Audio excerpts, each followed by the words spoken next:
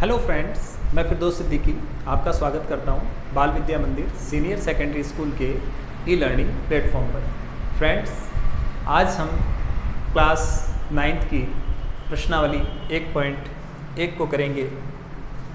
Friends, ये जो प्रश्नावली है परिमेय, अपरिमेय, प्राकृत, संख्या, पूर्णांक और पूर्ण संख्या पर डिपेंडेंट है। तो फ्रेंड्स, शुरू करते हैं।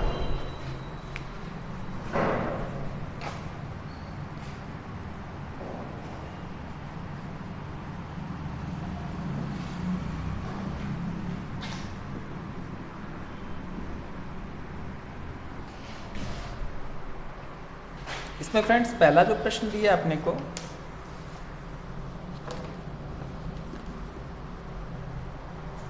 तो सबसे पहले इसमें हमने को थोड़ी सी दो परिभाषाएं याद करनी पड़ेगी। परिमेय संख्या, वे संख्याएं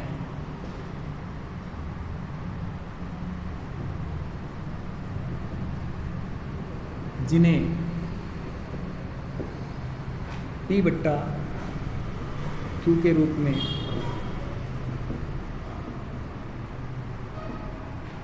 लिख सकते हैं, जहां P व Q पूर्णांक हैं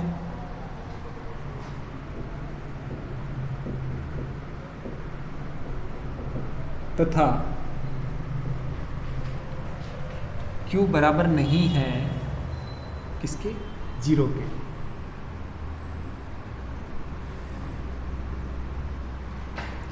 परिमेय संख्याएं कहलाती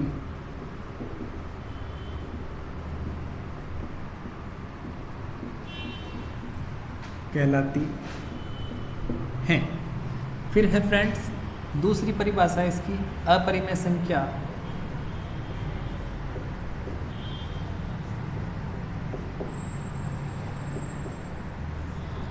वे संख्याएं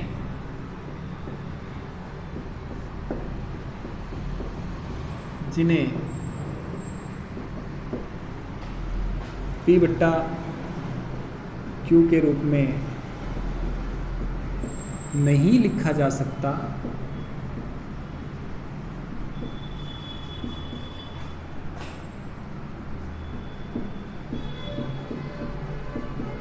है, जहां P व Q पूर्णांक हैं तथा Q बराबर नहीं है 0 के। वो क्या कहलाती है? अपरिमेय संख्याएं कहलाती हैं। अब पहला प्रश्न दिया इसने फ्रेंड्स अपने को, क्या शून्य एक परिमेय संख्या है? क्या इसे आप P बट्टा Q के रूप में लिख सकते हैं जहां P व Q पूर्णांक है और Q बराबर नहीं है 0 के? तो यहाँ लिखेंगे। अब सॉल्यूशन नंबर फर्स्ट, पहला, ये दो परिभाषाएं याद कर लेनी अपने को। पहला सॉल्यूशन है कि हाँ, शून्य एक परिमेय संख्या है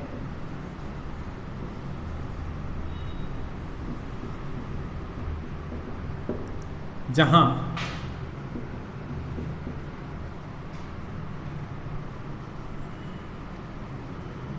इसे P बट्टा Q के रूप में निम्न प्रकार से लिखा जा सकता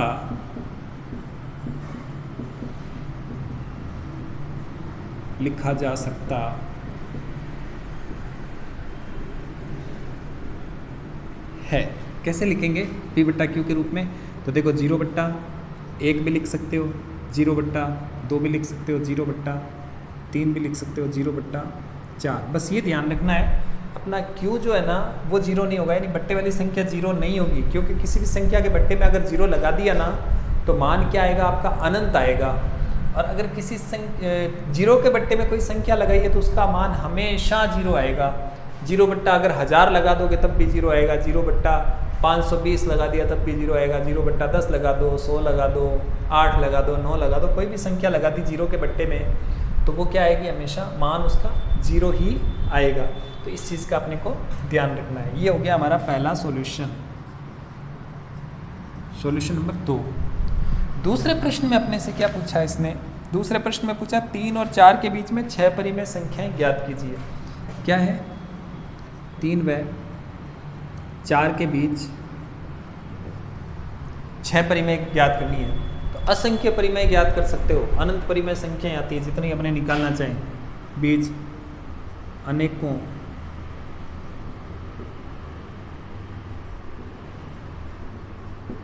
परिमेय संख्याएं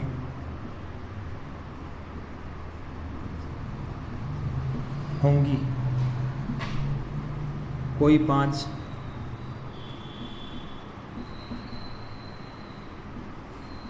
निम्न प्रकार से ज्ञात करेंगे। कैसे ज्ञात करेंगे, जैसे 3 व 4 है, 3, ठीक है, बट्टे में 1 लगाओ, इसको क्या करो 10/10 से गुणा कर दो, फिर वह 4 बट्टे में 1 लगाओ, इसको भी 10/10 से गुणा कर दो। जिसको इससे गुणा करोगे ना 3 को, उसी से इसको, और दोनों अंश व हर दोनों को जो है वो गुणा करना है एक जैसी संख्या से। आप 10 से कर सकते हो, 20 से कर सकते हो, 30 से कर सकते हो, 100 से कर सकते हो, किसी से भी करो, आपका मान अपने आप आने लग जाएगा। ठीक है, तो 3 दाई 30/10 एकम 10 व 4 दाई 40/10 एकम 10। 30/10 व 40/10 के बीच में अपने को परिमेय संख्याएं लिखनी है। तो यहाँ लिखेंगे 30 के बाद आता है 31/10। थोड़ा सा अपने ऊपर यहाँ लिख देते हैं साइड में, ठीक है ना। अब इनके बीच 5 परिमेय संख्याएं, 5 परिमेय संख्याएं क्या क्या आएंगी, तो यहाँ आ जाएगा, देखो 30 के बाद आता है 31/10, 32/10, 33/10, 34/10, 35/10, 36/10, 37/10, 38/10, 39/10। अब 40/10 नहीं लिखना है, 30 और 40, 30/10 और 40/10 के बीच में ये आ गई। अब अपने को 5 की याद करनी थी, अपन ने क्या करती है 1 2 3 4 5 6 7 8 9 संख्याएं हमने ज्ञात कर ली।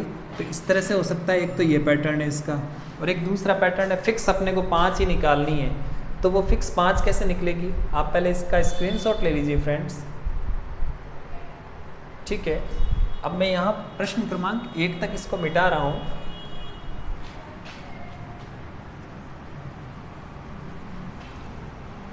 अब देखिए इसका दूसरा पैटर्न,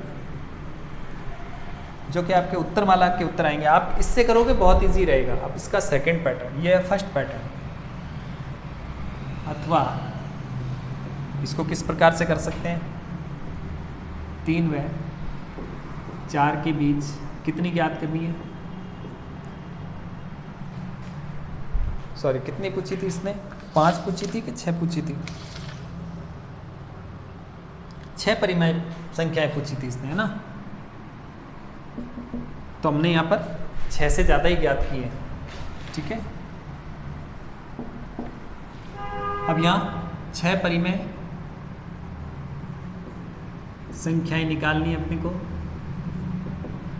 कितनी निकालनी है 6। तो 3/1 को गुणा करना है, 6 निकालनी है तो 6 + 1/6 + 1 से, वह 4 बट्टे में कुछ नहीं 1 लगाओ, और इसमें भी 6 संख्याएं ज्ञात करनी है तो 1 बढ़ा दो उसमें, ठीक है। तो 3/1 गुणा 6 और 1 7/7 व 4/1 गुणा 6 और 1 7/7, 7 × 21/7 एकम 7 व 7 × 28/7 एकम 7। अब इनके बीच में लिख दो परिमेय संख्याएं, तब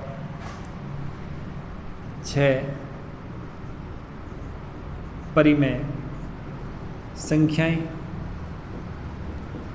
क्या आएंगी, 6 परिमेय संख्याएँ आएंगी। देखो 21 के बाद से शुरू करो। 22/7, 23/7, 24/7, 25/7, 26/7 और 27/7 गिन लो। 1 2 3 4 5 6 फिक्स आएंगी ये। तो मैं इस पैटर्न को जो है आपको नहीं कहूँगा कि आप इसको तैयार करो, आप ये वाला तैयार कर लो। अनगिनत आती है, आप कितनी भी निकाल सकते हो। मैंने 10/10 से किया, आप 20/20 से कर लो, 30/30 से कर लो। लेकिन कंडीशन एक ही है कि इनके हर जो होते हैं वो समान होने चाहिए। जैसे यहाँ भी देखो बट्टे में कुछ नहीं, 1 लगाया 1, तो हर दोनों का समान है। अगले जो क्वेश्चन करेंगे उसमें मैं आपको बताऊँगा कैसे करना है। तो अब अपने करते हैं इसका स्क्रीनशॉट ले लीजिए। ठीक है फ्रेंड्स, अब अपने इसका तीसरा प्रश्न करते हैं। तीसरे प्रश्न में अपने को क्या करना है,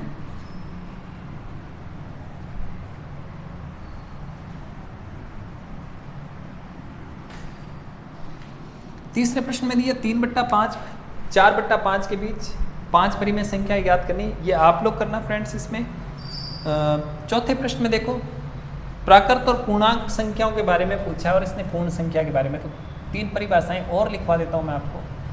प्राकृत संख्या,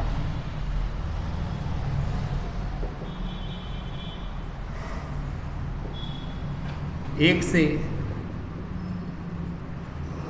अनंत तक की संख्या प्राकृत संख्या कहलाती है। फिर है पूर्ण संख्या दूसरी। अब देखो प्राकृत संख्या कहाँ से शुरू होगी, ये प्राकृत संख्याओं का संग्रह है। 1 2 3 1 से शुरू होगी और अनंत तक जाएगी, यानी जहाँ तक हम अपने गिन सकते हैं अनगिनत। 2 पूर्ण संख्या, पूर्ण संख्या कहाँ से शुरू होती है, 0 से, और कहाँ तक जाती है, अनंत तक। 0 से अनंत तक की संख्या पूर्ण संख्या कहलाती है। और तीसरा पूर्णांक संख्या,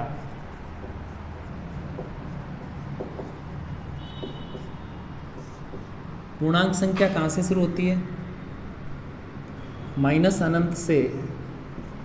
अब पूर्ण संख्या के लिए अगर आप इसका संग्रह बनाओगे 0 1 2 3 4 ऐसे आगे आगे जाती जाएगी अनंत तक। माइनस अनंत से प्लस अनंत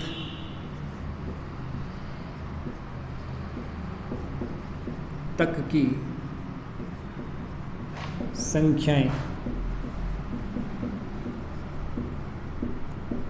पूर्णांक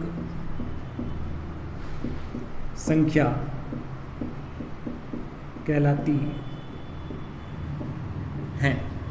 ठीक है, या यूँ कह सकते हो सभी ऋणात्मक, या इसका सभी ऋणात्मक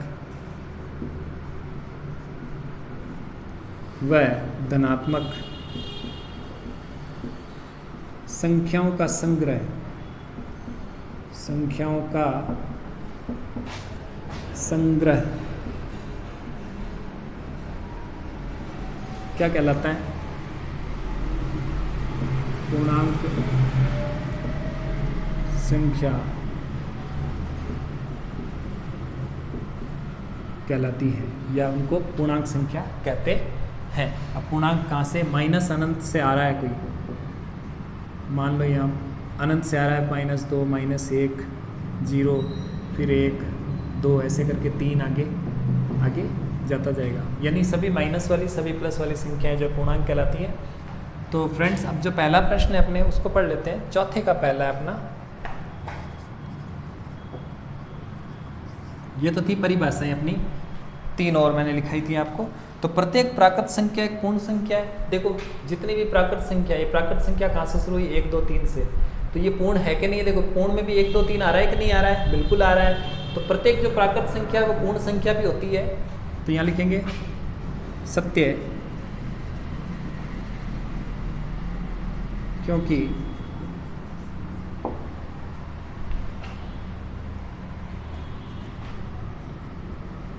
पूर्ण संख्याओं के संग्रह में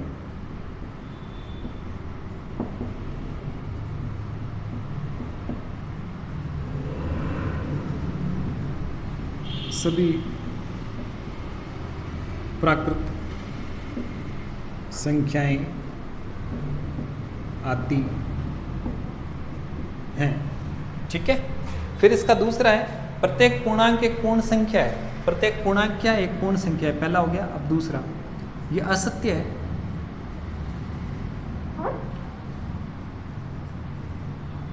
क्यों भाई? देखो प्रत्येक पूर्णांक कहाँ है? ये रहा। पूर्णांक माइनस के भी होते हैं और प्लस के भी होते हैं, लेकिन वो पूर्ण संख्या तो क्या होती है?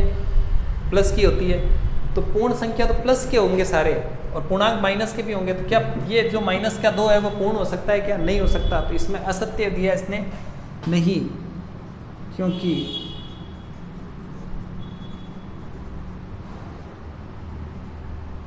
पूर्ण संख्या के पूर्ण संख्या में सभी संख्याएं धनात्मक होती हैं, जबकि पूर्णांक में ऋणात्मक भी होंगी। तो सभी पूर्णांक, अब -2 पूर्णांक ही है ये, तो ये पूर्ण है क्या? नहीं है, क्योंकि ये माइनस का है। जैसे -2, -1, ठीक है, -7, ये पूर्णांक तो हैं मगर पूर्ण नहीं है। उसने बोला पूर्णांक भी पूर्ण होते हैं, नहीं होते ऐसे। इस तरह प्रत्येक परिमेय संख्या एक पूर्ण संख्या होती है क्या? तीसरा, तो यहां लिखेंगे असत्य है, क्योंकि प्रत्येक परिमेय संख्या एक पूर्ण संख्या होती है। पूछा, यानी पूर्ण संख्या में परिमेय संख्या भी आती है, तो हम लिखेंगे असत्य है, क्योंकि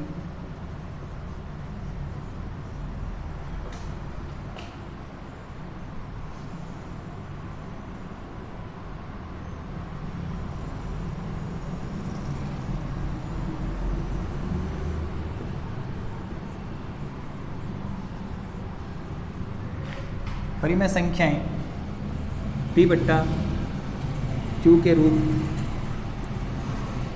में होती हैं, जबकि पूर्ण संख्या P/Q के रूप की नहीं होती। ठीक है, ये हो जाएगा अपना। इसमें उदाहरण लिखना चाहो तो 2/7 है, परिमेय है लेकिन पूर्ण संख्या नहीं है। 3/8 है, परिमेय है लेकिन पूर्ण संख्या नहीं है। ऐसे बहुत सारे अपने इसके उदाहरण दे सकते हैं। फ्रेंड्स, आप इसका स्क्रीनशॉट ले लीजिए। ओके फ्रेंड्स, ये थी हमारी कक्षा 9 की प्रश्नावली 1.1। फ्रेंड्स, आपको हमारा वीडियो कैसा लगा आप हमें कमेंट करके बता सकते हैं। फ्रेंड्स, आप हमारे चैनल को सब्सक्राइब कीजिए और बेल आइकन को दबा दीजिए, ताकि आने वाली सभी वीडियो की नोटिफिकेशन आपको समय समय पर मिलती रहे। धन्यवाद।